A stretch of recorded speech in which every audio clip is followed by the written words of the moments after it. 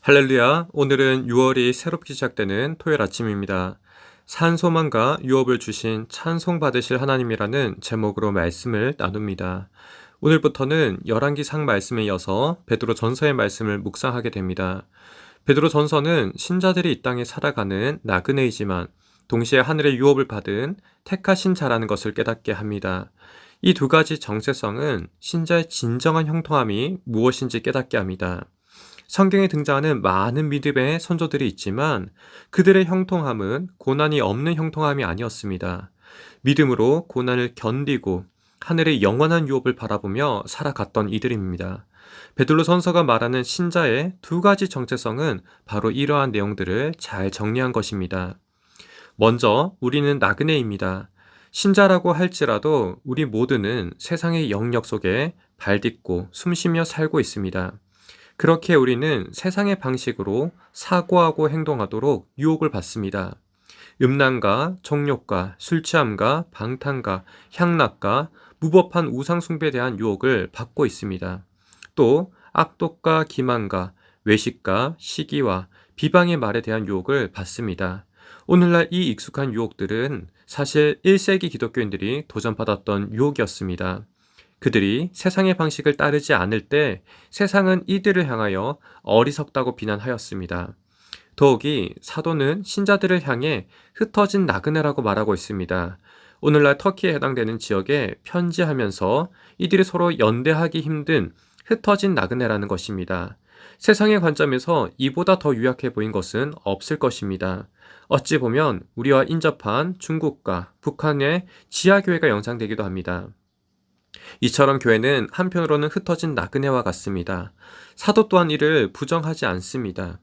그러나 흩어진 나그네와 같이 살아가는 이 세상이 바벨론과 같음을 우리는 기억해야만 합니다. 베드로전서 말미인 5장 13절을 보게 되면 베드로 사도는 자신이 바벨론에서 편지를 쓰고 있음을 표현하고 있습니다. 그러나 학자들은 베드로가 사실은 로마에서 편지하고 있다고 보고 있습니다. 즉, 그가 로마에서 편지를 쓰고 있지만 세상의 정점과 같은 그 로마가 사실은 바벨론과 같은 음란과 부정한 것과 각종 더럽고 가증한 것이 가득한 곳임을 은유적으로 풀어내고 있는 것입니다. 바벨론과 같은 세상에서 우리는 나그네가 맞습니다. 다니엘과 같은 포르기에 이스라엘 백성들은 바벨론 땅에서 집도 짓고 결혼도 하며 살아야 했습니다. 그러나 그 땅이 영원히 머물 땅은 아니었습니다. 70년이라는 약속의 기간이 도래하면 다시금 이스라엘 땅으로 돌아가도록 예정되어 있었습니다. 그렇지만 우리는 1, 2절에 유심하게 바라보아야만 합니다. 사도는 우리로 하여금 흩어진 나그네라고 말하고 있지만 이내 새로운 정체성을 연이어 부여하고 있기 때문입니다. 세상의 관점에서 우리는 흩어진 나그네가 맞지만 하늘의 관점에서는 삼위 하나님의 택하심을 받은 자들이라는 것입니다. 사도는 단순히 하나님의 택하심을 말하지 않고 더 구체적으로 하나님 아버지, 성령, 예수 그리스도의 삼위 하나님의 사역과 택하심을 말하고 있습니다. 이는 삼위 하나님의 열심히 우리를 붙잡고 계심을 증거하고 있는 것이죠. 전능하신 하나님이자 깊은 신적인 사랑으로 연합해 계신 삼위일체 하나님께서 우리의 정체성을 담보하고 계십니다. 하나님께서 아시는 우리의 모습은 무엇입니까? 우리는 하나님의 미리 아시는 자입니다. 즉, 우리가 이 땅에 태어나기 전부터 아신 우리의 처음 존재를 아시는 하나님이 계시다는 것이죠. 또 우리를 거룩하게 구별하셨습니다. 또한 예수 그리스도의 그 은혜로 우리를 깨끗하게 하셨습니다. 그리하여 우리가 세상 속에 살고 있지만 세상의 거짓됨과 부정함을 따르지 않고 세상을 거슬러 하나님의 말씀에 순종하는 삶을 살아갈 수 있도록 하셨습니다. 이것이 우리 신자됨의 가장 중요한 정체성임을 사도는 이야기하고 있습니다. 화려한 이면에 온갖 더럽고 부정한 것들이 도사리는 세상의 주류에 생명을 가지고 거슬러 하나님의 말씀에 순종함이 신자의 놀라운 정체성입니다.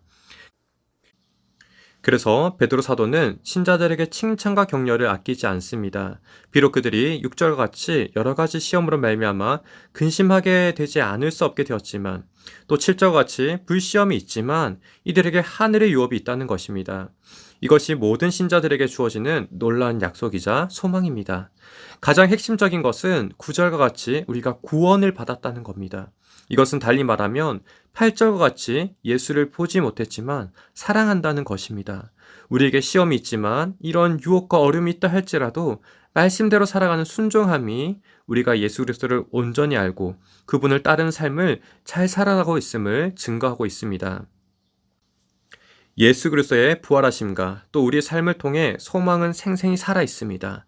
산 소망이라는 것은 말 그대로 살아있는 소망입니다.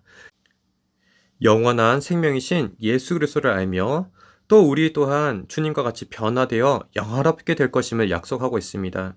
우리는 이러한 베드로 사도의 칭찬과 격려 그리고 영원한 산 소망을 통해서 사실상 주님의 칭찬과 격려를 그리고 영원한 산 소망의 약속을 받아 누리고 있습니다. 즉 실상은 주님께서 우리를 알고 계신 것입니다. 1세기 기독교인들에게 위로와 산소망이 되었던 베드로 사도의 메시지가 오늘 저와 여러분들의 삶에 동일한 은혜가 되기를 간절히 소원합니다. 세상은 우리를 향하여 흩어진 나그네라고 또 어리석다고 이야기할지 모릅니다. 그러나 우리의 실상은 하늘의 유업을 약속받은 참으로 부유한 자들입니다. 그렇기에 세상의 유혹과 비방이 한편으로는 우리가 주님께 더 큰 칭찬과 영광과 존귀를 우리가 받아 누리게 되는 기회의 순간이기도 합니다. 이러한 약속의 말씀이 우리의 삶을 변화시킬 것입니다.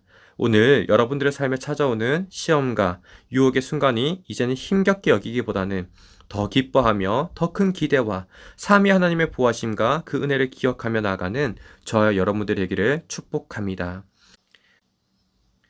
함께 기도하겠습니다. 주님, 제 본향인 하나님 나라의 영원한 소망을 두며 이 땅에서 신실한 나그네로 살기 원합니다. 근심과 고난이 끊이지 않는 삶이지만 예수님을 바라보며 믿음의 발걸음을 내딛게 하소서. 반복되는 시험의 연단을 통해 확실한 믿음을 갖게 하시고 구원의 즐거움을 누리게 하소서. 예수님의 거룩하신 이름으로 기도드립니다. 아멘.